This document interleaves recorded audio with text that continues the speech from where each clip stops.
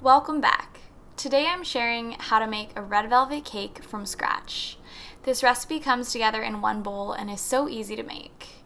I'm starting by adding some vegetable oil into a large bowl, and I'm actually going to add all of my liquid ingredients first. This is followed by 2 large eggs that are both at room temperature. This is followed by buttermilk. So this is 1.5 cups of buttermilk that's also at room temperature, and this is going to add so much moisture to the cake.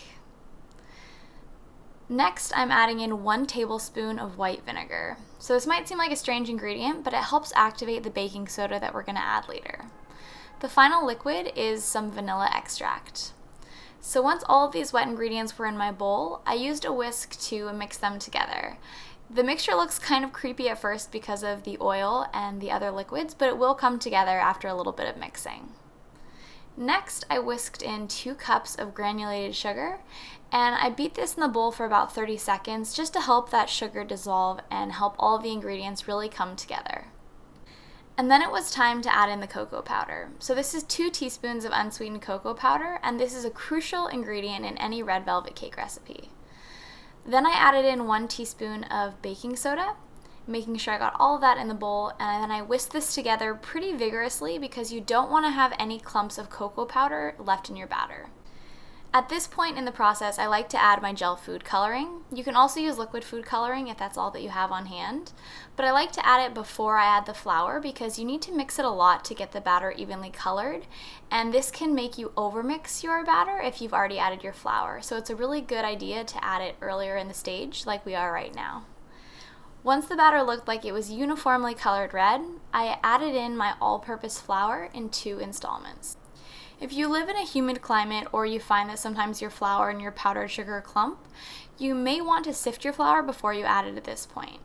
Either way, you just want to mix the flour in until it's just combined, so even if there's a tiny bit of streaks, it's okay. You just want to make sure that you're not over-mixing your batter. If you do, it can make your cake dense and tough, and that's definitely not what we're after. So be sure to just mix the batter until the flour is combined.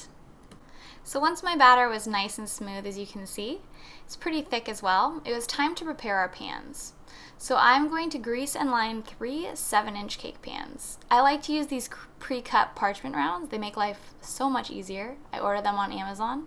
And then I just give a light spray of nonstick cooking spray around each pan.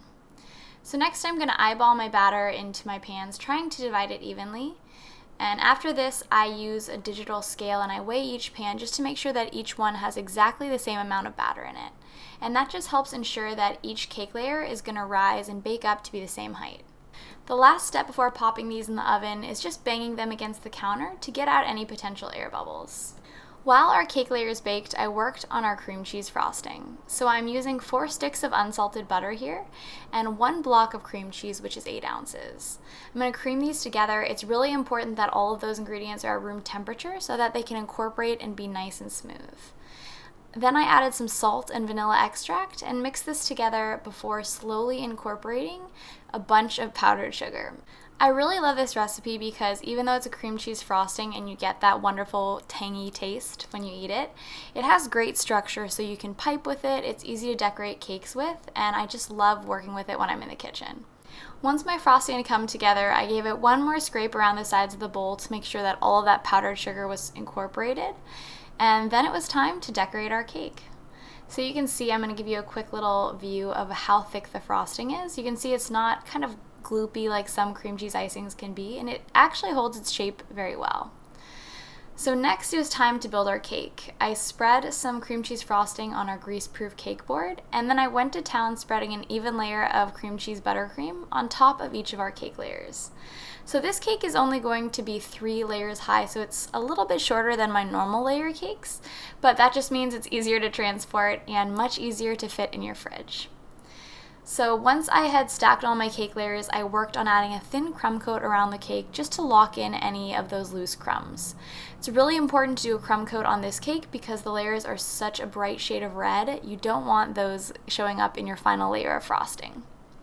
So once I had chilled the cake in the freezer for about 10 minutes and the frosting was firm to the touch, I added my second layer of buttercream.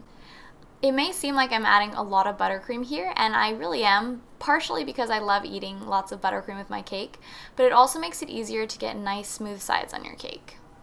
So now it was time to decorate the cake, and I saved some of my cake tops that I had leveled and crumbled them in a bowl, as you saw, with some forks. I then carefully patted these around the sides of the cake. So when you're doing this, you're not applying a lot of pressure because you don't want to dent that frosting that you just smoothed. You're just trying to get those crumbs to adhere to the sides of the cake. So once the sides are fully covered, I place the rest of my cream cheese frosting into a piping bag that I fit with a Wilton 1M frosting tip, and then I went to town piping a border around the top of the cake. I also added some crumbs to the top of the cake. It just didn't seem complete without them. And that's it, our red velvet cake is complete. So now it's time to cut in with our matching red knife and do a little taste test. So you can see from looking that the layers are such a beautiful shade of red and they have such a tender crumb. This cake is so delicious. If you want to recreate it, the full recipe is up on Chelsweets.com. So thanks so much for watching. Hopefully, I'll see you guys again soon.